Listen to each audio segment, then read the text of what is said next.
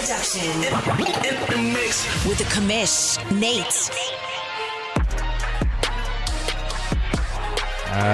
Ladies and gentlemen, I guess that's what we're doing here today. We're bending it over and twerking on Press Pass Live. Welcome to the show, your weekly podcast show for the OMFL, the world's oldest and longest online CFM. Started in 2001, still going strong today. It has been a heck of a weekend. It's actually been a heck of a couple of weeks with a tremendously, just emotionally all over the place week for myself personally. My wife was involved in an accident. My son had to go to the ER today. It's just been one of those weeks. We all have them, but I appreciate you taking time to join me here on a Sunday afternoon. Let's take a look at some games from the past couple of weeks. We're going to be winging some of this here tonight. What up, Zoe? As I have not had a lot of time to sit and come up with some really creative way of viewing the OMFL, but that's not what we're about. We're about being authentic and real and talking about the real stories that are happening here. And so let's do just that. The Bills and Joker bounced back in week number 6 and beat Mr. James. I always kind of struggle with who that is. James and the New York Jets have hit quite the slide here in the last couple of weeks. What up, Nice Hunger? 48-43. We'll come back and look at that game in just a bit. Little Koch continues his hot streak, 26-17 over Bird, the three-time, or is it two-time back-to-back champion in Madden 25. That's a big-time win for him. Kevin continues to try to keep pace. Finds a little bit of a stumbling block here against Pepper. 34-28. Pepper's playing some really good football. We'll talk about his team in just a little bit. Lost Sniper, 35. Mr. Priest, 21. Mr. Flaboy with a 38-20 victory over Bill. Bill said he made some really bad decisions. I got to play Flaboy here later tonight, so I am not looking forward to that one. I have a feeling he's going to smash me. Really good player over there. Tim bounces back 44-30 over Massimo and the Dolphins. This game here got away from me. I was embarrassed. It made me want to rage quit. It made me want to boot Cincy immediately. Just a much better team and coach. 44-14 over my Saints. Tennessee and Byron bounces back 27-24 over Denbrew, who also is not having quite the season I've ever seen him have here in the OMFL. Maniac starts a hot streak, 44-41 over Zoe. This was a really good game. Zoe was up big in the second half. Mr. Maniac had to make a comeback there in the second half using some big plays, some turnovers. Got to watch most of this game. It's a really entertaining game and one that should be submitted for OMFL Game of the Week or OMFL Vault, whatever OMFL Instant Classic. That's what we call it.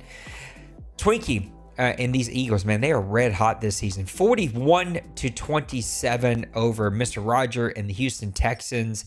Dwayne 52, Meek Boy 35. Lots of scoring here in week number 6. I feel like it's starting to even out now. I feel like maybe we did get the sliders where they needed to be.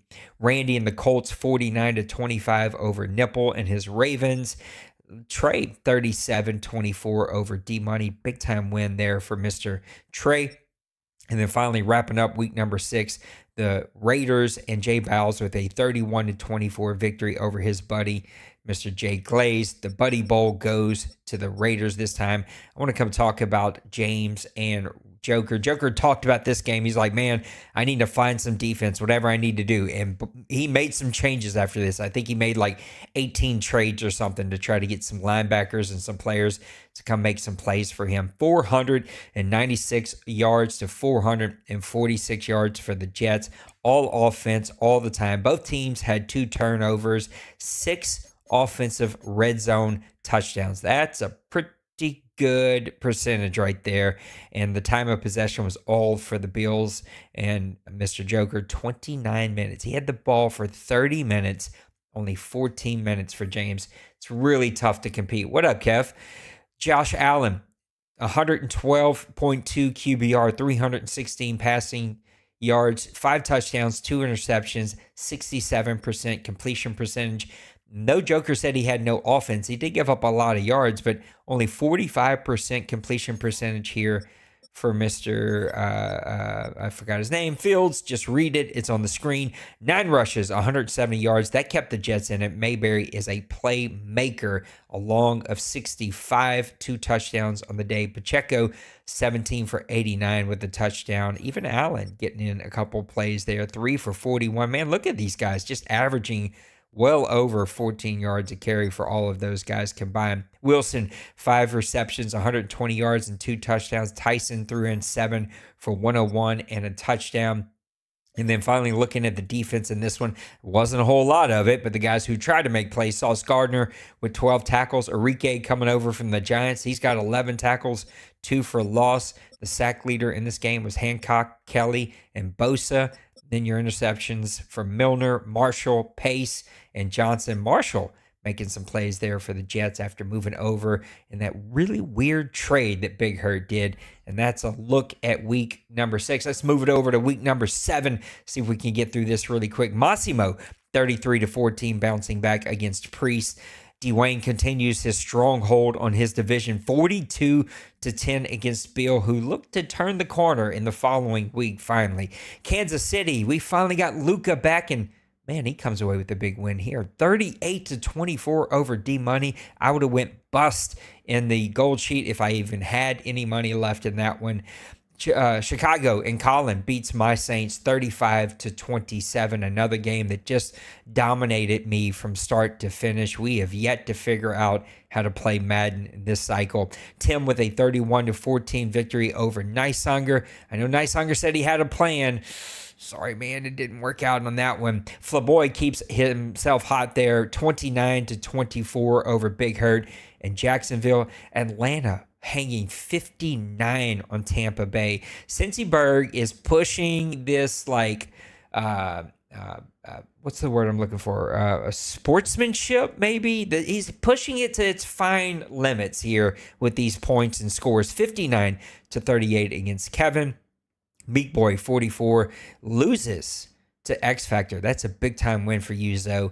46-44. San Francisco comes away with that one. Trey continues his hot streak, 31-27 over the Raiders. Denver and Jay Glaze bounce back after Jay Bowles' loss, and James falls again, 31-18 this time.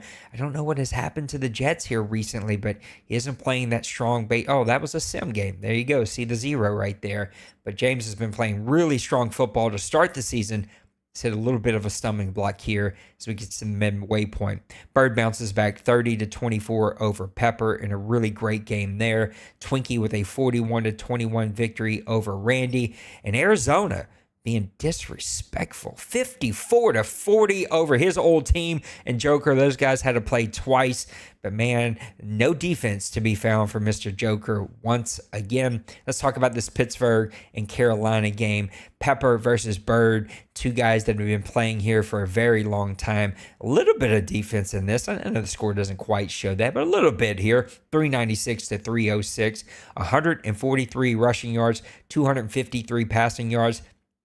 Very balanced attack, 24 first downs. That's what Bird does. Over on Pepper's side, only 61 rushing yards, 245 passing yards for a total of 306. 3 turnovers there for the Steelers. That's going to hurt him. And then you can see right here, time of possession, all for Bird. 30-22 minutes there. Dak Prescott stepping in for an injured I just drew a total blank on Bryce Young. There we go. Yes. Bryce Young, right? Yeah, Bryce Young. Ooh, had a minute there. Oh, played a CP. That's right. Now I remember. Well, okay. I shouldn't be talking about this game. Anyway, Dak Prescott has stepped in for the Panthers and played some really, really good football. I'm telling you guys, I have been go all day long. I haven't even stopped to wrap my head around what's going on here. Then let's go ahead and look at some of these other scores. What's another fun game that we could talk about?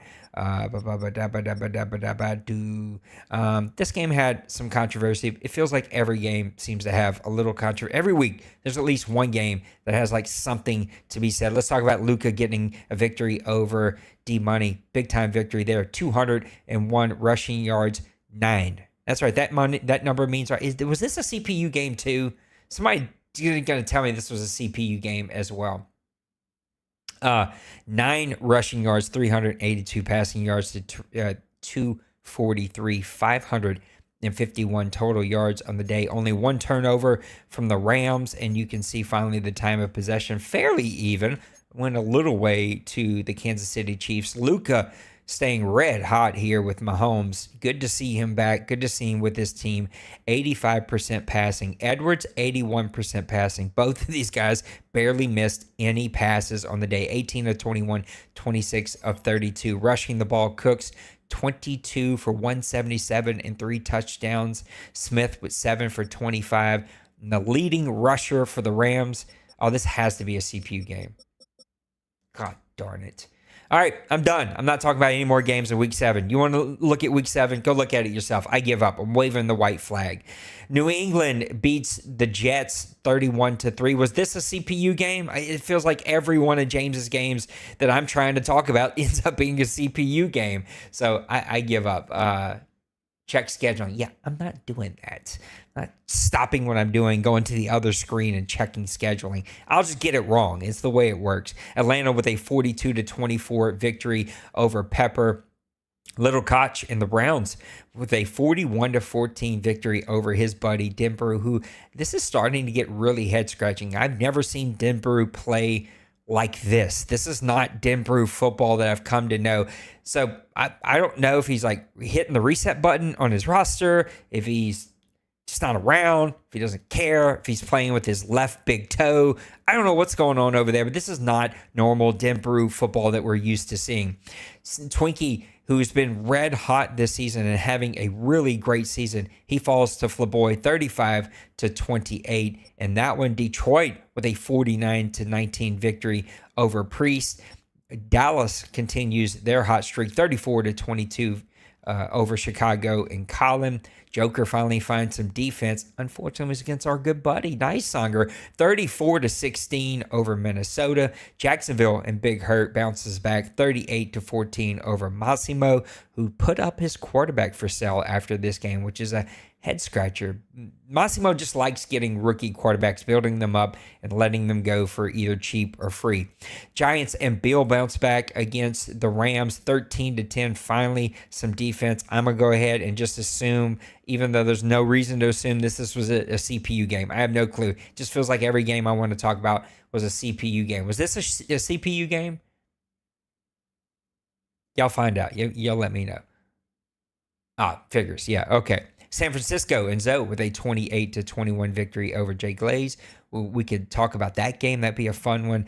Kevin and his Bucks stay red hot against a really good Maniac Cardinals team, a team that's been putting up 40 and 50 points the last couple of weeks, 26-24 there. Carolina beats Nipples 28-14. And then Houston with a good win over Byron, 31 to 27. Let's go talk about the Tampa Bay game, because I know that this game was absolutely played. 358 yards to 390 yards offensively gained, 84 rushing to 93 rushing, 297 to 274 passing, 22 first downs to 21 first downs. These guys are just offensive machines. 3 red zone touchdowns to 2 red zone touchdowns, and a 23-minute clock to a 20 minute 58 seconds, 21-minute clock. So really good balanced football between both of these guys. St. Louis, 324 passing yards, 2 touchdowns, 1 interception with a 63% clip there. Jordan did his very best to keep pace. 290, 2 touchdowns, 1 interception, sacked twice, a 48% completion percentage. Running the ball, the averages are really well for both of these teams, but none of them gave the guys a ton of carries. 16 for 78, Irvin is going to be for the day. Irvin's been a really solid back for him. You'd like to maybe see that get up to 18 or 20 carries. Kevin, you're a passer at heart. I get it. So am I. Benson, 11 for 58 with a touchdown on the day. Harrison leading the game in receptions, 8 for 159 and 2 touchdowns. Francisco, 6 for 90. No touchdowns on the day. The rookie continues to be an absolute stud there for the Tampa Bay Buccaneers. Melton with 10 tackles on the day. Dean with 9 tackles for loss. Leader, Widmer? I don't know. Isaiah with a pretty good day with 2 tackles for loss. Villa, I hate that guy at 2 tackles for loss. A couple guys with sacks here. Robinson, Nolan, Dybee, Cansey, and Jalari. I forget how you say it. Anyway, BJ with a couple of sack on the day. Wilson and Parrish each with an interception. A really good game between 2 guys who used to play each other twice this season. Kevin's playing really good football. He must like the sliders I found because now he's winning. And Maniac has also kind of turned a corner here. All right, after the commercial, when we come back, we're going to look at some early season surprises and maybe some potential mid-season awardees. Who are some guys that we could look at in this mid-season awardee? We'll be right back. Turf toe make you miss a kick, pulled hamstring snuff out your tush push, or emotional trauma from a drop pass costing you an OMFL bowl? Here at the Bull Medical Facility, we treat real injuries, the ones you think you got while playing beer league football. Whether you strained your eyes looking for your speed wide receiver, or a muscle cramp slamming on those hit sticks, or even the rare case of chokitis like me, we've got you covered. Bull Medical Facility, pro care for your not so pro pain. Just ask for Dr. Vikes, MD. Thank you, Trey. Make sure that if you are suffering from an injury, you go see Bull Medical Facility. A couple quarterbacks playing some really good football. Williams tossing that ball all around, but also a lot of interceptions. Josh Allen having a really good season. Richardson continues to stay red hot. Jordan playing really good football, 22-11. Daniels 23-6. But the one that gets me here are going to be 2, Penix and Purdy. If I had to pick one, though, I'd go with Purdy. 23-6 is very impressive with a quarterback without a big arm. This is a guy I thought was going to take a quarterback in last year's draft early. He decided to go a different route, and it's working out really well for him.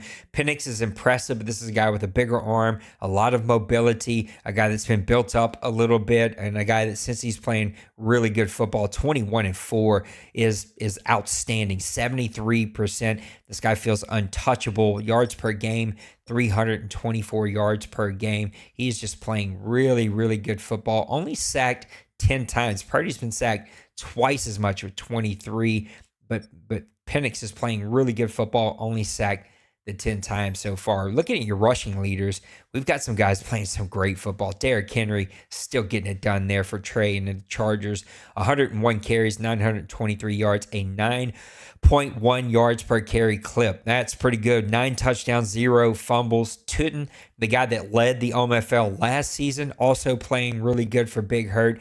841, a 7.9 average, 9 and 1 fumble on the year. Harvey coming up for the Denver Broncos. He's only averaging 6 yards a carry, but 11 touchdowns is, I think, leading the league so far. Oh no, Montgomery's got 14 already this season. Let's get back over here to yards because he doesn't nearly have the yards, but he has had 5 fumbles. That's going to be pretty tough. These guys are playing really good football, but the shocker for me would be Derrick Henry. Even at his more advanced years, he is leading the league by a lot and not leading the league in carries. You can see he's going to be not super low on this list, but he's down low on this list. And so he's not getting the carries that you would think a guy leading the league that much in yards would be.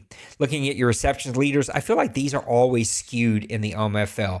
They always lean pretty wide receiver heavy. Guys like to spam their wide receivers. Just go see the Falcons, the Bears, a couple of these other guys. See, Roger at times has guys that you can spam. When you have that kind of player, you might as well go after them. They get open. They're a playmaker. It seems to work here. 58 for 1,003 yards and 1,103 yards, 6 touchdowns on the day. Thornton with 1,035. McCool 1,003, 9 and 5 touchdowns respectively. Allen here is getting it done. The rookie for Chicago, 11 touchdowns already on the season. Tyson, 11 touchdowns. Harrison, 11 touchdowns. Francisco, 11 touchdowns. A lot of 11 touchdown guys here. No one like completely running away with the yards, but man, this is mid-season. We're going to have several 2,000-yard receivers, and, well, I kind of really hate that. Looking at your defensive leaders, I like looking at just solo tackles. Who are the guys out there just making solo tackles? Campbell for the Eagles getting it done, 30 tackles at the wheel position. Marshall, Bland, Melton at the cornerback position, Thomas for the Jets. Thomas and the Jets have a couple of guys here towards the tippy top.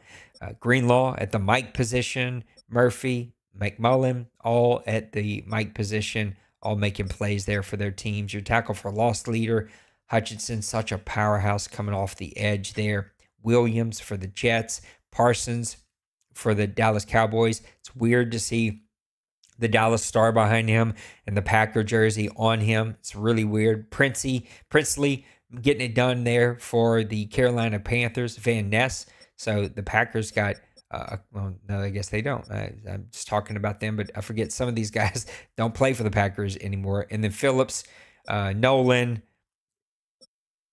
Ashton Gillette, maybe, Wilson, all getting it done. Let's look at your sack leaders. Finally, we're getting some pretty decent sack numbers this season. Parsons with 12.5, Nolan with 11, Hutchinson with 9, a couple guys with 8, and it kind of goes down from there. And then finally, your interception leader, Marshall. Again, we talked about this trade a lot there, moving from Minnesota over the Jets, and then deuces out ownership. So I'm going to send away your best player for basically peanuts, and then I'm deucing out of here. He's making plays there for the Jets. So even though Kobe made that deal, James is getting all the benefits of that deal. Dijon with 5, Greenlaw with 5, Bland, Overshown, Thompson, Davis, a bunch of guys with 4. I think some of my MVPs, I've got to give it to Marshall. I mean, he's going to be tops in the league in solo tackles. He's got 8 interceptions. I mean, this guy is a ball hawk. He's getting after the players on defense and making a lot of plays. You also have to talk about these two guys in Nolan and Parsons. Both of these guys are helping their team's defenses be very dominant. In my opinion, Nolan's a big piece of what's helping Maniac go on this nice little run. I know that he lost a 2-point game or whatever it was this week against Kevin, but he's going on a really nice run here. And Dallas and Dwayne have just been dominant for a while now, and Parsons is a big reason that's happening. Going on the other side, I got to give a nod to Penix. Even though I think what's more impressive is Purdy, you got to give a nod to Penix, leading the league's #1 offense.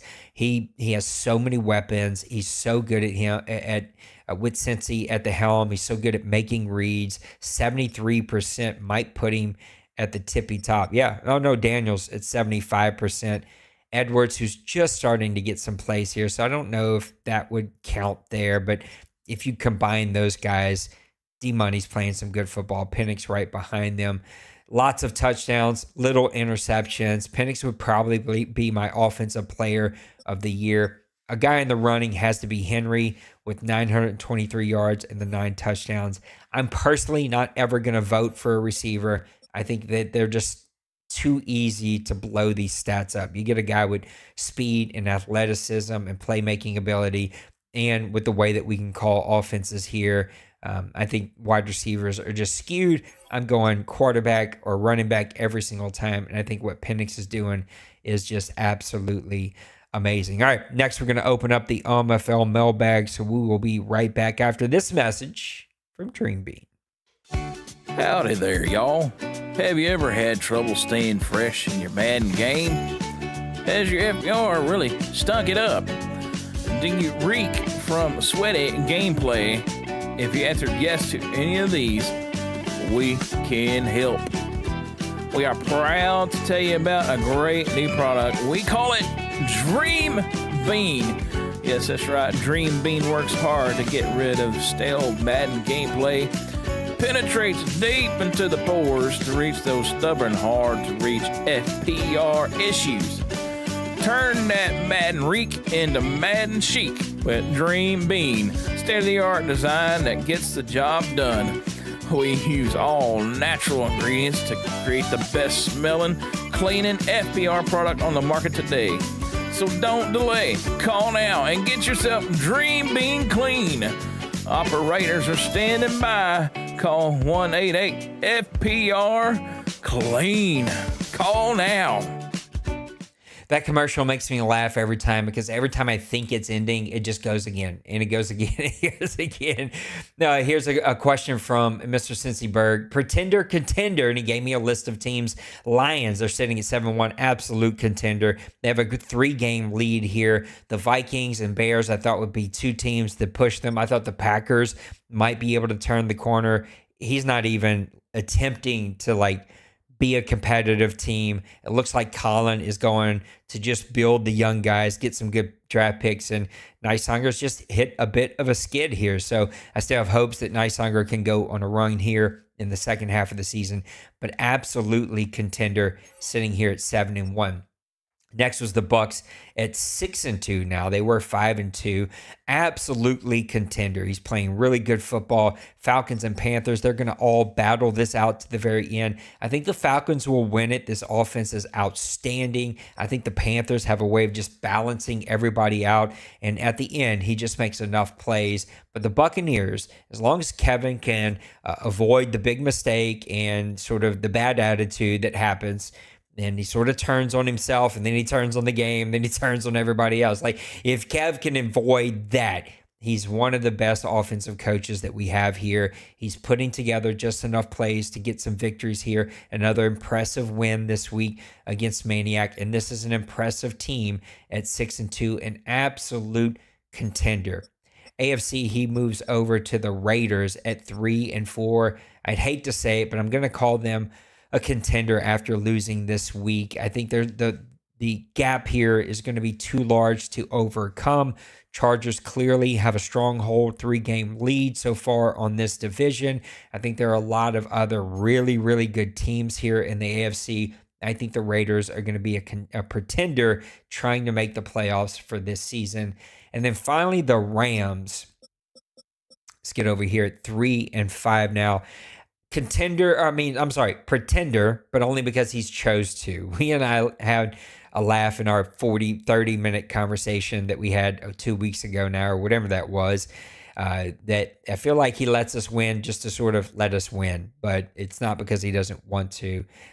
Congratulations to him and his family. They got a new baby that's going to be on the way sometime in the spring, so maybe he's giving us the rest of this Madden off. At 3-5, I think he's pouring into the young quarterback. He's going to build the young team. He needs to have a new answer after Stafford. He was playing great with Stafford, so there's no other reason other than he had some either CPU losses that just made him hit it or whatever it may be, or maybe he just put the rookie in there to get some CPU time while he's gone. I don't know what's going on. I think he is a pretender, and he will not be a team that makes the playoffs this season, whatever the reason may be.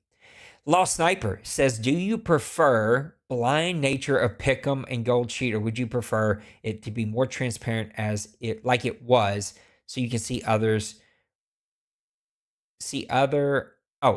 picks before the results? It said Wonders. He's like me. Those fingers get ahead of each other sometimes. I don't even try to correct it anymore, Lost. I'm like, I got so much to say, so much to do. Y'all get what I'm trying to say. Just read in between the lines here. I like it to be hidden. I think guys were taking advantage of it, a.k.a. D-Money. I think 100%. He was waiting to the very last moment that he could to see others' picks and others' bets and then making his bet, especially if he had the lead going in late. It's a strategy that guys use, and so I like all the new rules that you're placing in. I just hate the stupidity of people like me who just forget to put in their pick'em bet because we advance really fast and life is happening really fast and trying to get your game in before Bill yells at you, and you're dealing with all kinds of stupid commissioner conversations I got to have, and FPR and guys with really attitudes, and you know what I'm saying, like all that stuff. And so I'm kicking myself still, and can't believe that I just forgot to place 2 weeks of bets back to back and didn't even realize it. Nicehunger says, what do you feel is necessary for professional success? That question got me, Randy. And if you're still here, tell me, do you mean like real life professional, like professional success in the game? I assumed that you meant like real life professional success. I don't even know why you would ask me that. I don't know that I'm the one that should be sitting here giving people real life professional success, but What is Bill posting in my chats right now? Bill must be bored today. He's sick of working all the time, every single weekend. Real life success, I think, is the same as family success and relational success and gaming success and any success. And I think it ultimately, Randy, just comes down to like, what's your character? What do you do when no one is looking? What do you do when no one is going to know what decisions that you're making? Are you making the decisions that set you up for success? Are you making decisions that set you up for positive outcomes? And then when you either make the wrong decision or the outcomes that you made or the decision you made don't lead to the outcomes that you desire, can you just own it and embrace it? Own failures, own mistakes, own missteps, have open dialogue and conversations and move on. And I think if you're able to do that, you will lead to success. In the professional realm, again, I think all this stuff is connected. That's just how I think, Randy. But the way I have been successful is I do not have a college education. I do not have any degrees on my walls. No one wants to give me one of those. I just had life situations happen where I couldn't go. I worked really, really hard. I made myself indispensable by becoming a problem solution, like solving problems, a problem solver. That's the word I was looking for. You can see no degree in this little brain. I became a problem solver, not a problem pointer outer. And I was dependable. People knew how I was going to show up, when I was going to show up, and that I was going to go the extra mile. If you're not willing to do more than you're paid to do, then you'll never be paid for more than you do. I'm a true believer in that you have to go above and beyond for your own success. I believe this is where my Christianity comes into contact, that you do everything as unto the Lord. And so I cut my grass as precise as I do. I clean my house as OCD as I do. I worry about my production on this stuff and my background. I'm designing a new studio in my head, and it's like overwhelming the last 24 hours because once I get little ideas in my head, I can't shake it until it's fair. I do everything though as unto the Lord, and when you do it to that level of either professionalism or all in or best friend or whatever kind of avenue you're applying that to, it will always work out for you. So in work, that's what I feel like I got the opportunities I did. I was steady Eddie for a long time. I solved problems instead of pointed out problems, and I was dependable. People knew I could show up. And I was a really good relationship builder. I think that'd be the last little piece of the puzzle I put in there, is that people who drive the bus have to want you on the bus. If they don't want you on the bus, they're not going to promote you to a better seat on the bus. And so the people who are decision makers, whether you like them personally or not, whether you'd hang out with them away from work or not, it is your job to make sure they like you and to go above and beyond to earn their trust and be likable. And that's how I believe that people get opportunities, is when you work hard, you produce, you're reliable, they can count on you, and they like you. They like having you around because they're the decision maker. It's their company. They're the manager. They're the supervisor, whatever it may be. They have to like you and want to give you those opportunities.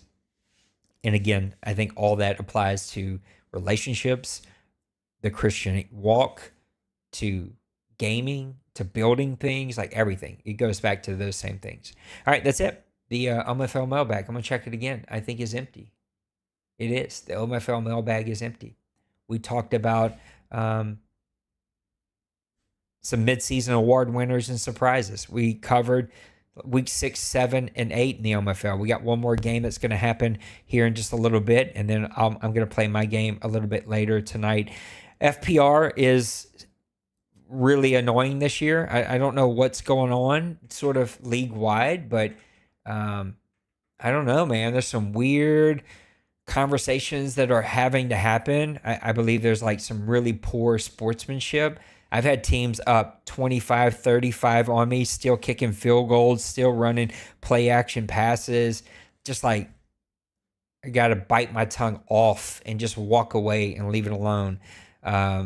Lots of abuse of zone this season I'm seeing. It feels like everybody I play is zone heavy. Even if it's within the rules, they're zone heavy. And that's disappointing.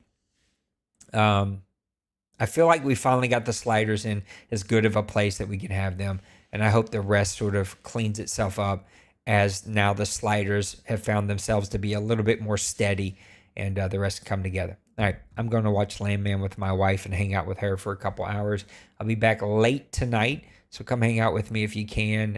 If I can get on a little early, maybe the guys will have a spot for shooters. If not, I won't worry about it. I'll go do something else and then find my own place because I got lectured from Pootie T today about when to show up and what chat to get in. It's just craziness. I'm just picking about Pootie, but we'll see if there's a spot a little later on as I play Flaboy and get myself devastated. And hopefully I don't have to have an FPR conversation afterwards. I'm out of here. Peace. Love you.